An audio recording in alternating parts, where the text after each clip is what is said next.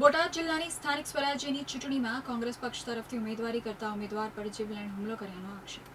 હાલમાં સ્થાનિક સ્વરાજ્યની ચૂંટણી ચાલી રહી હતી અને તેમાં બોટાદ જિલ્લામાં રાણપુર તાલુકા પંચાયતની બગડ ગામની બેઠક પર કોંગ્રેસ પક્ષ તરફથી ઉમેદવારી કરતા મુસ્તાકભાઈ પર 5 શખ્સોએ જીવલેણ હુમલો કરેલો હતો અને આ હુમલામાં મુસ્તાકભાઈને પગના ભાગે માર મારતા સારવાર માટે સબિયા હોસ્પિટલમાં દાખલ કરવામાં આવેલ છે.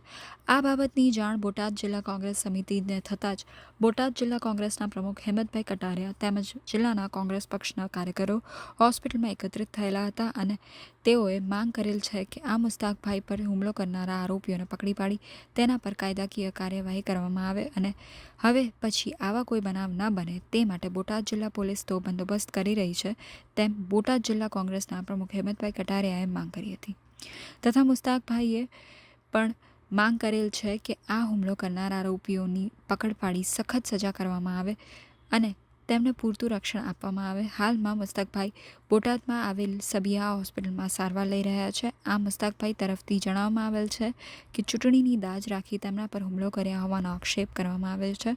આ ઘટના બનતા બગડ ગામના નાગરિકો તેમજ સમાજના આગેવાનો હોસ્પિટલમાં એકત્રિત થયેલા હતા. બાઇટ 1 મુસ્તાકભાઈ કોંગ્રેસ ઉમેદવાર ઇજાગ્રસ્ત બગડ. બાઇટ 2 હિંમતભાઈ કટારિયા જિલ્લા કોંગ્રેસ પ્રમુખ માજી બોટાદ. મારા ઉપર હુમલો કરવામાં આવ્યો છે. એક એવું કારણ છે, હું વર્ષોથી કોંગ્રેસમાં કાર્યકર છું. હું અત્યારે હાલ લઘુમતી કોંગ્રેસ સમિતિનો પ્રમુખ છું અને હું આ ઇલેક્શનમાં મને કોંગ્રેસ પાર્ટીએ રાહુલજીએ મને વિશ્વાસ મૂકીને ટિકિટ આપી હતી. હું ધનમનથી લડ્યો અને મને કોંગ્રેસે ગામના મત આપ્યા, સાજા આપ્યા. ભલે હું હારી ગયો એમાં મને કોઈ વાંધો નથી, પણ જે આજ બનાવ બન્યો, હું ઘરેથી બહાર નીકળ્યો, હું મારા કામે જતો હતો ત્યારે કાઠી દરબારના છોકરા 3 મારી ગાડીની લાલ અલ્ટો હતી, ચાવી કાઢી લીધી. મને કે ઉતરને, તારું કામ છે એમ કહીને પહેલાં ઉતરતા પહેલાં મને ઘા કરવા માંડ્યા. એમાં 3ને ઓળખું છું, 2 બાંધેલું હતું, એ ભાગી ગયા અને છેલ્લે પંચાયતના કામના મારા પૈસા મજૂરને દેવાના હતા રાણપુરી ગામના. એ મારા ખીચું ફાડીને 50,000 હતા, એમાં 5,000 45,000 500 નોટો મારી લૂંટ કરી ગયા. ખીચામાં કાઢીને મારા કપડાં ફાડી નાખ્યા છે અને છેલ્લે એવું કહેવામાં આવ્યું, તું ફરિયાદ કરીશ તો તને જાનથી મારી નાખવાનો છે, એવું મને કહેવામાં આવ્યું છે.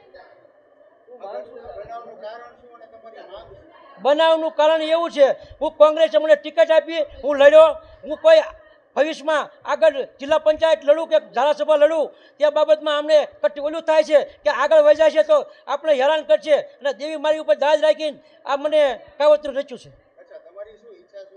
મારી એવી ઈચ્છા છે, મને સારવાર મળે તાત્કાલિક, પોલીસ બંદોબસ્ત મળે અને મને પોલીસ બંદોબસ્ત પ્રોટેક્શન આપે, પોલીસ મને મારી એફઆઈઆર 307 કરે અને એવી મારી માંગણી છે.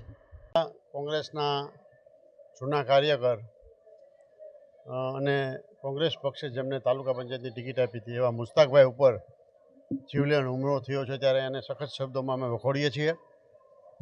આ લોકશાહીની અંદર ચૂંટણી લડવી એ બધાનો અબાધિત હક છે, ત્યારે અત્યારની પરિસ્થિતિની અંદર આ ભારતીય જનતા પક્ષ દ્વારા આવા હથકંડા અપનાવાય છે અને નીતિ નિયમોને હેવે મૂકી અને દબાણ, કોઈને મારકૂટ કરવી અને એવી રીતે બધાને વશ કરવા.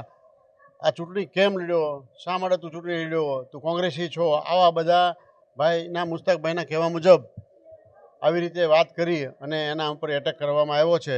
એને સખત શબ્દોમાં વખોડીએ છીએ અને અમારા જિલ્લા કોંગ્રેસ સમિતિની માંગ છે, એમની ઉપર જે કોઈ ગુનેગારો હોય એની ઉપર સખતને સખત કાર્યવાહી થવી જોઈએ અને સારી રીતે જે કાયદાની જોગવાઈ મુજબ એફઆઈઆર થવી જોઈએ.